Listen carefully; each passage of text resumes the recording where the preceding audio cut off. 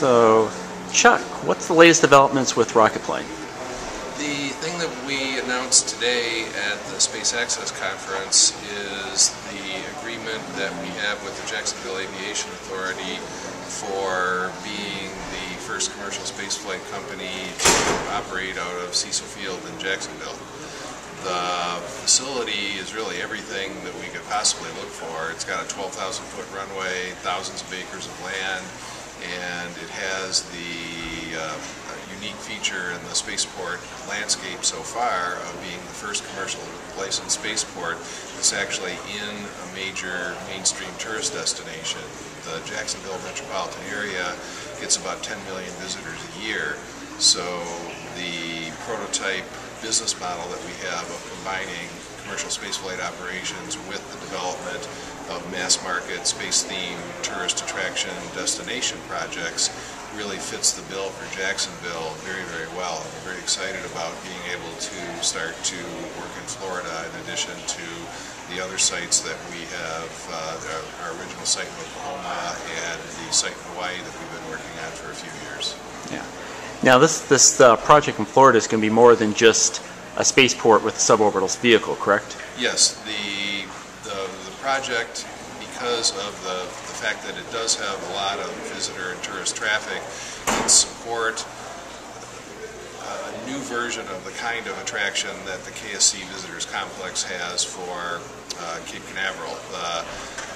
The idea would be to develop mass market virtual reality space theme attractions, rides, and experiences that will give people a view of the future of spaceflight as opposed to the history and the past spaceflight that the KSC Visitors Complex is all about.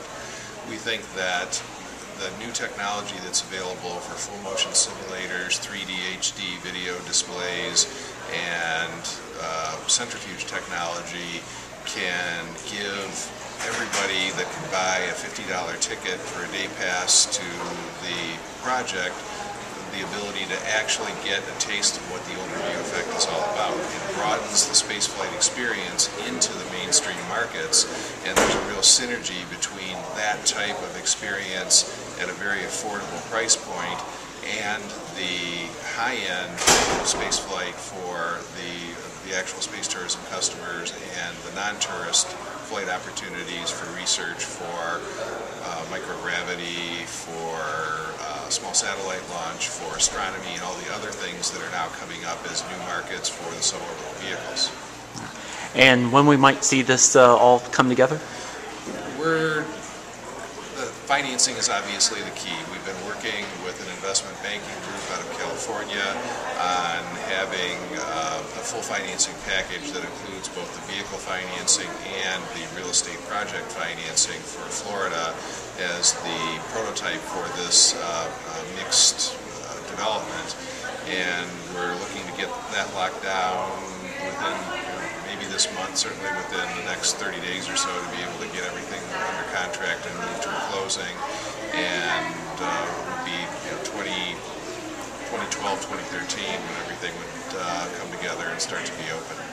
Yeah, and that includes the development of the XP? Oh yes, yeah. The first thing that happened is we restart the XP vehicle program. We pull the team back together in Oklahoma and restart the vehicle program and get everything back up and running, go through CDR, start building and testing, getting our rocket engine program up and running and starting the test program there. And so with a little bit of a break, I think we can have a rollout sometime in late 2012 or early 2013 and be in revenue service sometime in 2013. What do you think about NASA's new emphasis on commercial spaceflight, in particular programs like Cruiser? I think it is the best policy change, the best overall set of circumstances that we could possibly have expected or even imagined coming out of NASA. The new Obama space policy has completely changed the landscape about how NASA interacts with the private sector, especially the entrepreneurial side. They're opening up new markets, they're helping and not hurting, and there's a lot of new money that would be flowing into building those markets, which is exactly what we need. I could not be happier with it. I think it is the best possible thing that could ever have come out, and I am, just like a lot of people at this conference, we're all just amazed at where things actually are. I think I've been doing this for more than 15 years, and it's the best set of circumstances coming out of NASA and the government side that I have ever seen in my entire life in this industry. Yeah. One more question. You've been involved in various incarnations of Rocketplane for about 15 years now. Right, one of the founders, yes. Yeah. At this point, how do you feel? Is it frustrated that you don't have a vehicle flying yet? Are you still optimistic, confident? What do you feel?